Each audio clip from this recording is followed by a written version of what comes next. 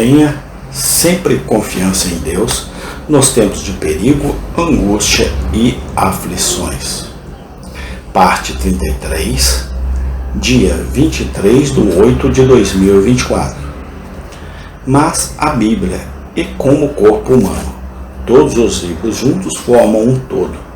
E não há razão para que um livro sirva mais ao lugar de outro do que para que a mão ou o pé desempenhe o dever do olho ou do ouvido. É suficiente que toda a vontade de Deus seja aprendida no livro como um todo. Se for afirmado que todo o livro das Escrituras deve conter o nome de Deus, uma exigência semelhante pode ser feita com respeito a cada capítulo ou a qualquer pequena divisão. A profecia de Obadias contém apenas um capítulo. Deve provar sua origem divina contendo todo um corpo de divindade? Deixe o cristão formar suas opiniões sobre as características das Escrituras a partir delas mesmas, e não a partir dos conceitos arbitrários de sua própria mente. Mas se Deus não é expressamente mencionado neste livro, ele é evidentemente referido por seu controle providencial sobre todos os assuntos. A mais forte confiança nele é manifestada por Mordecai. A fé daquele ilustre servo de Deus está entre os exemplos mais ilustres que as Escrituras fornecem. Então Mardoqueu respondeu: não pense que, por estar na casa do rei, só você escapará de todos os judeus. Pois se você permanecer em silêncio neste momento, alívio e libertação para os judeus surgirão de outro lugar. Mas você e a família de seu pai perecerão. E quem sabe se você chegou à posição real para um momento como este. Ester 4, 13, 14. Não é esta uma referência a Deus e a confiança nele como o Deus de Abraão, Isaque e Jacó? A libertação surgirá de outro lugar? Pode haver alguma dúvida quanto ao lugar de onde ele esperava a libertação? Não é esta uma referência óbvia a Deus? Este raciocínio para persuadir Ester não expressa a mais plena confiança de que os judeus eventualmente seriam libertados, embora o perigo fosse tão grande e tão inevitável que nenhum olho humano pudesse discernir os meios de preservação, caso Ester não empreendesse a intercessão.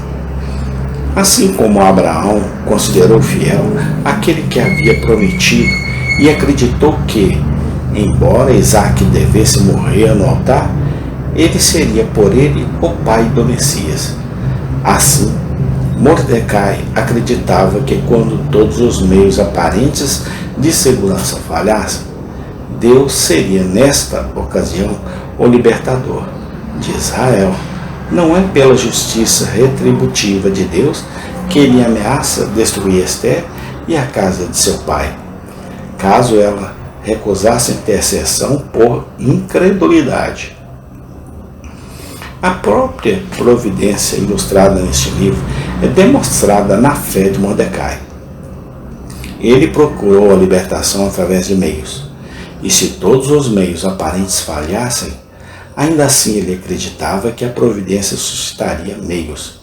Quão clara e fortemente é essa visão da providência expressa na pergunta a Ester. E quem sabe se você não alcançou uma posição real em um momento como este. Ester 4, 14. Ele concluiu com justiça, a partir da ocorrência de tal perigo, que a razão pela qual a providência a elevou ao posto de rainha foi para ser a libertadora de seu povo. A visão de Mordecai sobre a providência é aquela inculcada em todos os eventos maravilhosos desta narrativa singular. É a visão da providência que desejo transmitir a todos os meus irmãos em Cristo.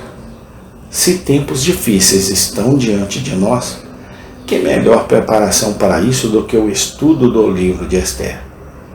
Se o grande anticristo, sob qualquer forma, ainda está planejando a destruição de todo o Israel de Deus?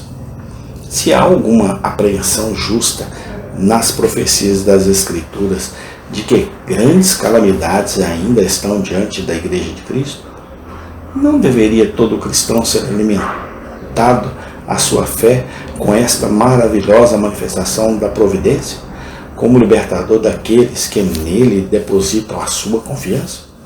Certamente não pode haver mal algum na vigilância e apreensão quando os inimigos da cruz estão aumentando tão rapidamente e quando a indecisão e a tibieza caracterizam de forma tão assustadora o grande corpo do povo de Deus.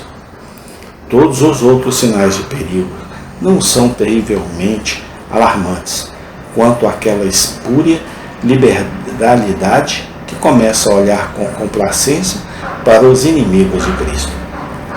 Uma afetação daquele amor ao homem que manifesta descontentamento com algumas partes do caráter de Deus.